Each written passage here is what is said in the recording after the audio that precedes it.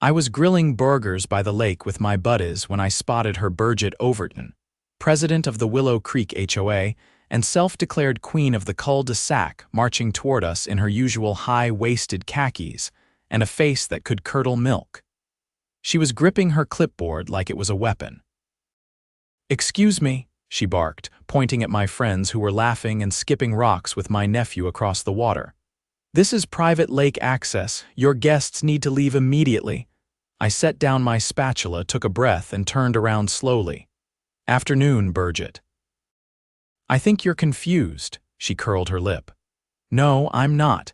The HOA bylaws clearly state that lake access is for residents only, no guests unless approved, and you didn't submit a guest use form."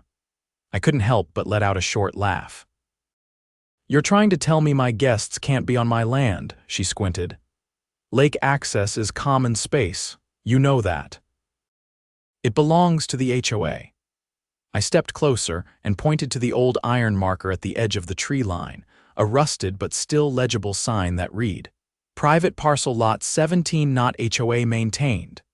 Then I pointed to the map I had laminated and zip-tied to a post last year after Bridget had tried to claim the same thing. "This is Lot 17, Bridget. My lot, my lake access, this part of shoreline, not under your jurisdiction." She froze, blinking like someone had just unplugged her brain. "That can't be right. The lake is, well, it's part of the community." "Nope," I said, "not this stretch. My deed includes this sliver of shoreline. You can check with the county records again if you'd like. I already did. Twice." My buddy Phil, who had been casually sipping a beer, added, "And we're not even swimming. We're just standing on the grass watching ducks." "Is that illegal now?" Bridget's eyes darted from me to the group. You could see her trying to recalculate, but she wasn't giving up yet. "Well, you still need to notify the HOA if you plan to host gatherings. That's in the handbook. This isn't a gathering." "It's 4 people and some hot dogs," I said. "And the handbook doesn't apply to private property. You know that." Her mouth opened and closed. She looked like she wanted to argue but couldn't figure out how. Then, without another word, she spun on her heel and stormed back toward the trail, muttering something about calling a board meeting. Phil leaned over. "She's going to try something else, isn't she?" I nodded. "Oh yeah. That clipboard's the calm before the storm." 3 days after the lakeside incident, I got home from work to find a bright yellow notice zip-tied to my mailbox post. Bold red letters screamed, "Notice of violation." I didn't even make it to the front door before tearing it off. "Unapproved gathering on HOA managed property," it said. "Second infraction. $250 fine due within 10 days. I stared at the paper, then at my mailbox, then at the street. My driveway camera, which I'd installed after a string of mail tampering in the neighborhood months prior, had a perfect angle. I checked the feed on my phone. There she was, Bridget, wearing gardening gloves and a sun hat, fastening the notice like she was hanging a wreath. Inside, I tossed the paper on the counter and called Dale Whitman, our city's zoning officer. Dale and I had gone to high school together, and while we weren't exactly close, we'd crossed paths at a few town forums. When I explained what happened, Dale gave a low whistle. "They're issuing fines for activity on non-HOA property?" he asked. "Yup. And this is the second time they've tried to claim that lake strip as theirs." He sighed. "I'll dig into their filings. If they're formally listing that land as common area in their records, we've got a problem." The next morning, I stopped by the county recorder's office. The clerk, a soft-spoken guy named Jeremy, pulled up the subdivision plat maps and scanned the documents. When he found Lot 17, he tapped the screen. "Here, you're right. This portion of shoreline was explicitly excluded from common access during the original development filing in '86. It was deeded as part of your parcel." I leaned in. "Can I get a certified copy of that?" "Already printing it," he said. "Back home, I drafted a cease and desist letter, attaching the plat map, a copy of my deed, and still images from the security feed showing Bridget placing the notice. I sent it to her certified mail and left a copy in the HOA's drop box. Later that day, I got a knock at the door. It was Jason Mullins, one of the board members. He was younger than most of them, mid-30s, wore flannel even in the summer, and had the tired eyes of someone who regretted volunteering. He held up his hands before I could say anything. "I'm not here to argue," he said. "I saw the letter, and the footage." "Look, I didn't sign off on that notice, neither did two other board members. Burgett filed it solo." I raised an eyebrow. "Isn't that against your own rules?" He nodded. "Any official fines have to be voted on." She bypassed the process. "So she forged board approval." He hesitated. "I can't say that outright, but yeah, if she submitted it as board sanctioned, that's misrepresentation." I stepped outside and closed the door behind me. "How often has this happened?" His gaze dropped. "More than I'm comfortable with. She's been listing violations without quorum approval for months. We didn't realize until she started going after people who actually pushed back." "What's she after?" Jason exhaled slowly. "Control. She's trying to expand the HOA's authority. Even tried to get an amendment passed last year to absorb the lakefront lots as common space. It failed by 3 votes. That explained the renewed aggression. She was trying to enforce authority she didn't legally have, hoping no one would notice." "Can I talk to the rest of the board?" I asked. He nodded. "We're meeting tomorrow night. Birch Community Room, 7 o'clock. You should come." When I arrived, the room was half full. Most of the chairs were taken by faces I'd seen at block parties, yard sales, and dog walks. Burgett sat at the front, flanked by 2 board members, an older woman with a tight bun and a man who looked like he'd rather be anywhere else. Jason sat on the far end, flipping through a binder. Burgett's eyes narrowed when she saw me. "This is a board meeting," she said sharply. "Residents must request speaking time 72 hours in advance." I held up my folder. "Then I guess I'll just sit quietly and pass this around." Jason reached for it. "I'll allow it. It's relevant to our agenda, property disputes." She looked like she'd swallowed a lemon. As Jason flipped through the documents, I turned and addressed the room. "Some of you know me. For those who don't, I'm the owner of Lot 17, the property with the lake strip that the HOA keeps claiming as common space. That land was excluded from the HOA in the original filings. It's private. I've got the plat maps, deeds, and county certifications to prove it." Burgett's voice cut across the room. "That's not the issue. The issue is that you brought guests onto land that borders public access, and that creates liability for the community." "No," I said. "The issue is you delivered a fabricated violation notice without board approval to penalize activity on private land. That's unlawful. And you represented it as an official board action." Jason cleared his throat. "I've reviewed the documents. He's right. This isn't HOA property. We have no jurisdiction." Someone in the back raised a hand. "Wait.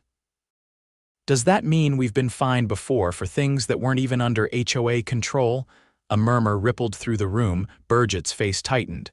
"This is all a misunderstanding." "No," I said. "It's a pattern. I've spoken with the zoning office. They're reviewing whether the HOA has misfiled jurisdictional maps. If that's the case, and fines were issued under false claims, there could be legal consequences." Another board member leaned forward. "Are you implying fraud?" "I'm saying if someone forged board consensus and penalized residents under false pretenses, that's not a clerical error. That's deliberate." Jason stood.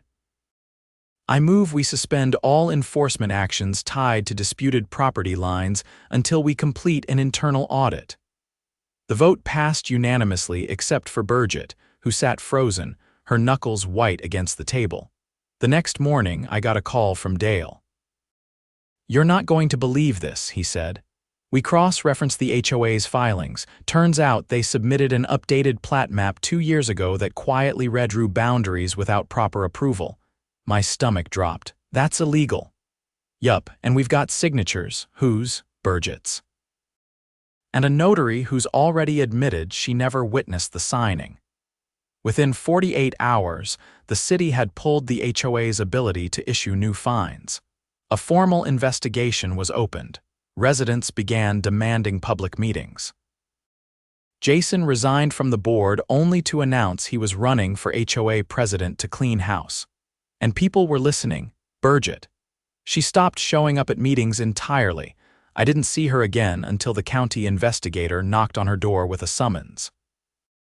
I was out walking my dog when it happened. She opened the door, took one look at the badge, and her knees buckled. Funny thing, she never did retrieve that yellow notice from my mailbox. I framed it. It hangs in my garage, right next to the laminated plat map. Burgett's porch lights stayed off for a week.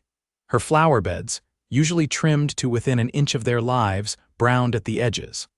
Someone from the next street over said they saw her husband lugging trash bags into their SUV at dawn, avoiding eye contact with everyone.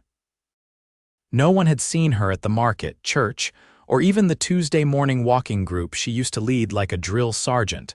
But the fallout was just starting. 2 days after the summons was delivered, I got a knock at my door. It wasn't a neighbor, it was Detective Rivas from the County Financial Crimes Division. A tall woman in a charcoal blazer, clipboard tucked under one arm, she introduced herself and asked if I'd be willing to provide a formal statement. I invited her in. She examined the framed violation notice on my garage wall, the one Burgett had stuck to my mailbox. You said this was issued without board approval? Correct. One board member confirmed it. 2 others corroborated. She nodded once and jotted something down. We have reason to believe this wasn't an isolated incident. We're reviewing HOA financial records now, but there are some serious inconsistencies in their annual reports. I raised an eyebrow. Like what? Disbursements for landscape services that don't match any known vendor. Thousands allocated to legal consultations that weren't billed by licensed attorneys, and most concerning fund transfers into what appears to be a personal account under a shell business. Let me guess, I said. Burgett. We're verifying the details, she replied. But the account is registered to a limited liability company, and the registered agent is her nephew. The next week was a whirlwind. The county subpoenaed the HOA's bank statements. A forensic accountant was brought in. Residents were notified that monthly dues were being frozen, and an emergency oversight panel was installed to halt any further spending. City Council even held a special session to address the growing number of complaints related to rogue HOAs across the district. That's when things escalated. Jason, now officially a candidate for HOA president, invited me to join a transparency committee.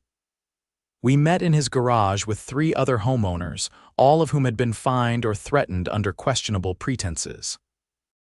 One of them, a retired postal inspector named Linda, brought a binder thicker than my arm. These are all the notices I've kept since 2019, she said, flipping through color-coded tabs. Burgett's name is on every single one. Even on things that were supposed to be handled by the Architectural Review Board. I leaned over. What's this section? Petty cash reimbursements, she said. Over $8,000 in 3 years. Claimed for things like meeting refreshments and document printing, but board meetings don't even serve drinks, and the community printer's toner hasn't been replaced in over a year. Jason ran a hand through his hair. We need to put this on the record, all of it. We did. The following Monday, we submitted the binder to the county investigator, along with signed affidavits. By then, the story had hit local news. A reporter from Channel 9 showed up outside the Willow Creek sign, interviewing neighbors in front of trimmed hedges and quiet sidewalks. Burgett's name was never mentioned directly, but everyone knew who the former HOA officer under investigation was. That evening, a police cruiser idled outside her house for over an hour. The next day, I received another visitor this time, a man in a gray suit with a Department of Real Estate badge on his lapel. He introduced himself as Marcus Dyer, an investigator specializing in HOA fraud. I'm asking residents to provide any documents or communications that show the HOA exceeded its legal authority, he said. We're building a case under civil statute and possibly criminal fraud. I handed him the USB drive I'd prepared the night before. It contained everything: security footage, emails from Burgett with her insistence that the lake access was community-owned, and a scanned copy of the forged plat map. He examined the screen captures carefully. "This signature here, did you witness her file this with the city?" "No, but the clerk at the recorder's office confirmed she submitted it alone." He nodded. "That lines up with what we've heard. She may have used a falsified notary stamp, which opens her up to a felony charge." That night, a neighbor texted me a photo. Burgett's house was swarming with plainclothes officers. Boxes were being loaded into unmarked vehicles. Her husband stood on the porch, arms folded, while two officers carried a desktop tower wrapped in plastic out to the curb. The caption under the photo read, "Guess the Queen's castle just got stormed." The next morning, a formal announcement was posted on the community bulletin board. Effective immediately, Burgett Overton has resigned from all HOA duties. The board is under interim management pending a full election. Residents are advised to attend the upcoming accountability forum at the community center. The bulletin was signed by the city-appointed trustee. At the forum, the room was packed. Folding chairs lined every wall. For the first time in Willow Creek's history, the meeting wasn't led by someone with a clipboard. Instead, the trustee introduced three speakers: a councilwoman, a consumer protection lawyer, and an auditor from the Department of Real Estate.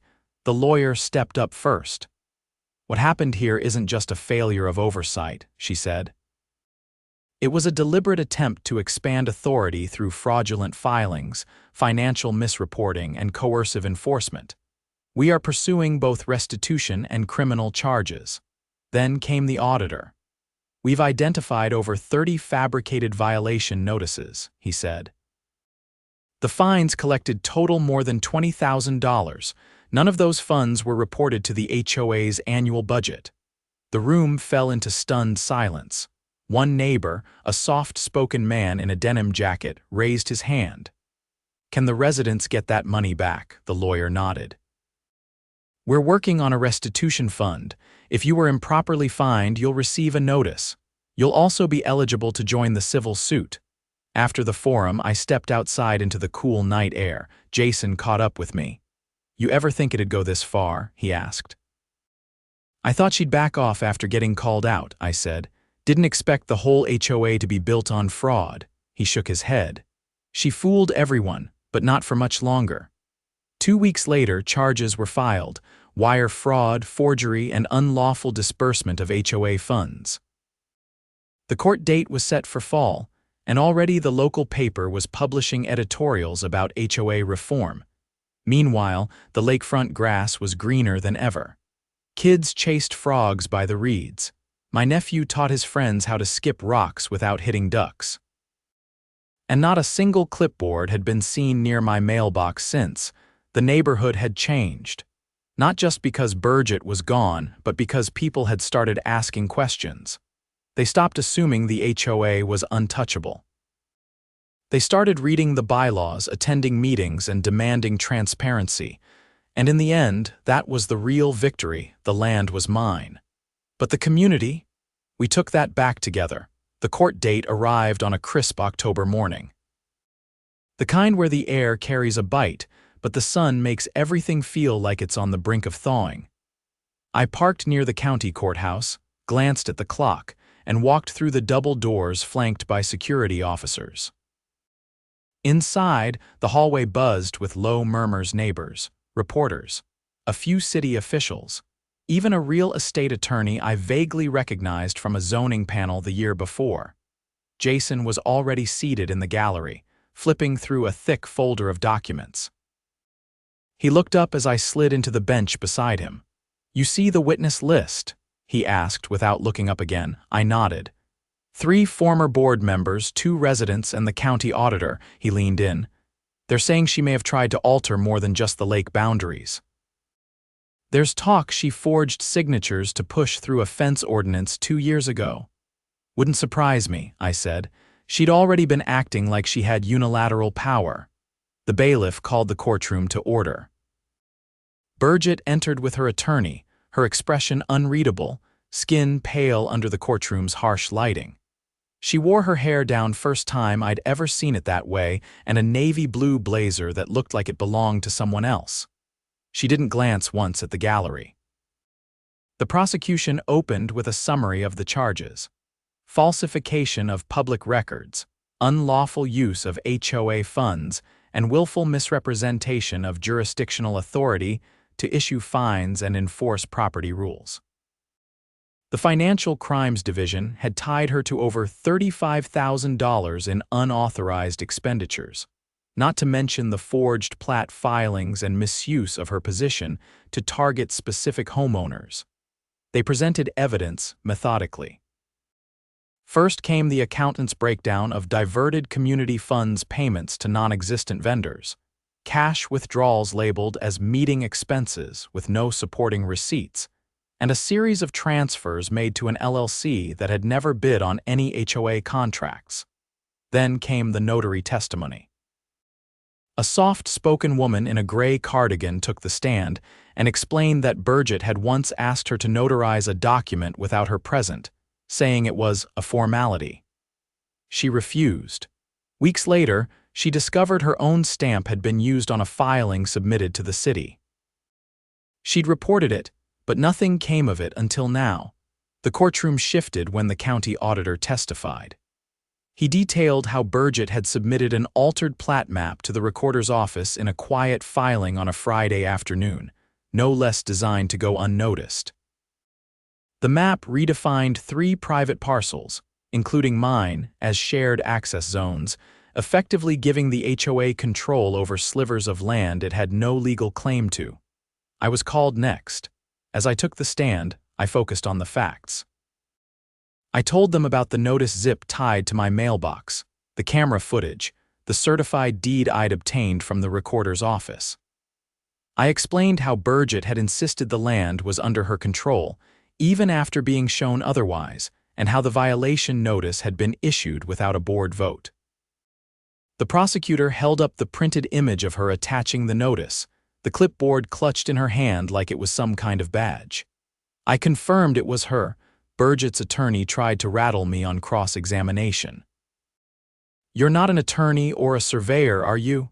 "No," I said, "but I can read a deed. And I can tell when someone's handwriting matches a forged signature." He shifted tactics. "Isn't it true you had a long-standing personal conflict with my client?" "No," I answered plainly. "I had a conflict with the way she conducted herself as HOA president." He paused. "You once grilled food on that lakefront and had guests present. That's not allowed under typical HOA guidelines. On HOA property maybe, but this wasn't. That's the entire point." The judge didn't need long. After 2 days of testimony, she ruled that Burgett had knowingly abused her power, falsified filings, and misappropriated community funds. She was found guilty on all counts. The sentencing phase was scheduled for the following week. She didn't look up once during the ruling. Outside the courthouse, I stepped into the sunlight, blinking against the brightness. Jason joined me at the base of the steps, holding a manila envelope. "She's done," he said. "The city's moving to dissolve the HOA in its current form. Full dissolution hearings in 30 days. What happens to the neighborhood? We vote," he said. "Start from scratch, new charter, new bylaws, or no HOA at all. People are leaning toward deregistration. I'd be fine with that." He opened the envelope and handed me a copy of the city's final audit, pages and pages of figures, red flags everywhere. But what caught my eye was the last page, a list of all residents who'd been issued fines under Burgett's unauthorized authority. My name was second from the top. "She's required to pay restitution," Jason said. "Every cent. If she can't, the city's going after her assets." I folded the papers carefully. "That include her house, probably," he said. "They already froze her accounts, and the IRS is sniffing around now too." Back in Willow Creek, the neighborhood felt like it had exhaled for the first time in years. Lawn signs popped up overnight. "Vote for integrity," "No more abuse," and my personal favorite, "HOAs aren't kingdoms." The emergency panel held one last meeting in the community center. This time, there were no power suits, no clipboards, no smug declarations. Just folding chairs, coffee from someone's thermos, and a circle of people finally speaking candidly. Linda, the retired postal inspector, stood up and addressed the group. "We all let this happen," she said. "Not because we agreed with her, but because we didn't pay attention. That ends now." A motion passed unanimously. Disband the HOA, return governance to county oversight, and create a voluntary neighborhood association for shared events only. No enforcement, no fines, no power plays. The vote was scheduled for the following Saturday. Ballots were mailed, counted, and verified by a third party. The result was overwhelming 87% in favor of full dissolution. On the day the HOA officially ended, Jason and I stood by the lake. The sign that once read "Willow Creek HOA private access violators will be fined" had been taken down. In its place was a simple wooden post with a brass plaque. "This land belongs to Lot 17. Respect all property lines. Enjoy the view." Kids tossed stones into the water. A couple unpacked a picnic on their own strip of shoreline. For the first time, no one looked over their shoulder, and Bridget. She was sentenced to a year of probation, restitution payments, and community service. Her house was put on the market by court order to cover part of the penalty. She moved out quietly before dawn, her prized hydrangeas left unwatered and wilting in the front yard. The neighborhood didn't collapse without her. It thrived. Without the threat of arbitrary fines or surveillance, people actually began talking again. Shared tool sheds popped up. Neighbors helped repaint fences, not because they had to, but because they wanted the block to look good. The lakefront became a place of laughter instead of conflict. One evening, as the sun dipped low and cast orange streaks across the water, I set up my grill again. Not a party, just a few folks, some folding chairs, and a cooler of lemonade. No one asked for a permit. No one took notes. And no one tried to claim the land wasn't mine. For the first time in years, Willow Creek felt like a neighborhood again, not a kingdom with a clipboard queen, but a place where people looked out for each other. And this time, we were the ones writing the rules. Together.